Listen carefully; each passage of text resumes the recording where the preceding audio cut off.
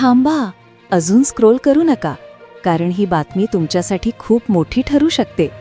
तुम्ही ही लाडकी बहीण योजनेचा हप्ता येण्याची वाट पाहत आहात का? मार्च संपला, एप्रिलचे अर्धे महिने गेले, पण अजूनही खात्यात पैसे आले नाहीत.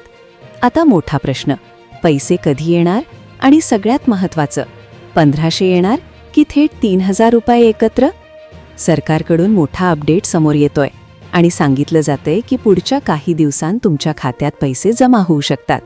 पण थांबा, अजून एक महत्त्वाची गोष्ट आहे. जर तुम्ही ई-KYC वेळेत केलं नाही तर तुमचा हप्ता थांबूही शकतो.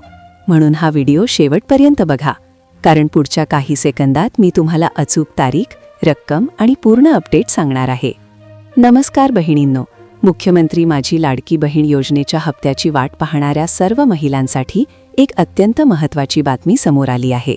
एप्रिल महिना अर्ध्यापेक्षा जास्त संपला आहे, तरीही मार्चचा हप्ता का आला नाही? आणि आता मार्च आणि एप्रिल असे दोन्ही हप्ते मिळून 3000 रुपये एकत्र येणार का? याबद्दलची संभाव्य तारीख आता समोर आली आहे. आजच्या व्हिडिओमध्ये आपण सविस्तर माहिती पाहणार आहोत, त्यामुळे व्हिडिओ शेवटपर्यंत नक्की पहा. हप्ता का रखडला? बहिणींनो, साधारणपणे लाडकी बहीण योजनेचा हप्ता महिन्याच्या मध्यात किंवा शेवटच्या आठवड्यात जमा होतो. गेल्या महिन्यातही हप्ता शेवटच्या काही दिवसांतच जमा झाला होता. सध्या एप्रिलचे 18-20 दिवस उलटले असूनही अनेक महिलांच्या खात्यात मार्चचे 1500 रुपये जमा झालेले नाहीत. प्रशासकीय प्रक्रिया आणि पडताळणीमुळे याला थोडा उशीर होत असल्याचे समजते आहे. 3000 रुपये एकत्र मिळणार का? सध्या सोशल मीडियावर आणि सर्वत्र एकच चर्चा आहे की मार्च आणि एप्रिलचा हप्ता एकत्र येणार का? शक्यता, जर मार्चचा हप्ता पुढील काही दिवसांत आला नाही तर सरकार मार्च आणि एप्रिल या दोन्ही महिन्यांचे मिळून 3000 रुपये महिलांच्या खात्यात जमा करू शकते. महत्त्वाची टिप, मात्र तांत्रिकदृष्ट्या दोन्ही हप्ते वेगवेगळे जमा होण्याची शक्यता जास्त आहे. तरीही सरकारकडून डबल खुशखबरी मिळण्याची आशा नाकारता येत नाही. संभाव्य तारीख आणि ई-KYC अपडेट. आता सर्वात महत्त्वाचा प्रश्न, पैसे कधी येणार? मिळालेल्या माहितीनुसार एप्रिलच्या शेवटच्या 2 आठवड्यात म्हणजेच साधारणपणे 25 एप्रिल ते 30 एप्रिल दरम्यान मार्चचा हप्ता जमा होऊ शकतो.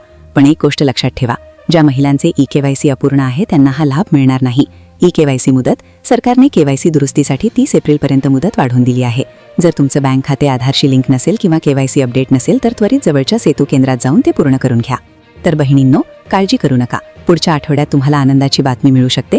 जसा हप्ता जमा व्हायला सुरुवात होईल तसा व्हिडिओ आम्ही आपल्या चॅनलवर नक्की टाकू. तुम्हाला ही माहिती कशी वाटली कमेंट करून नक्की सांगा.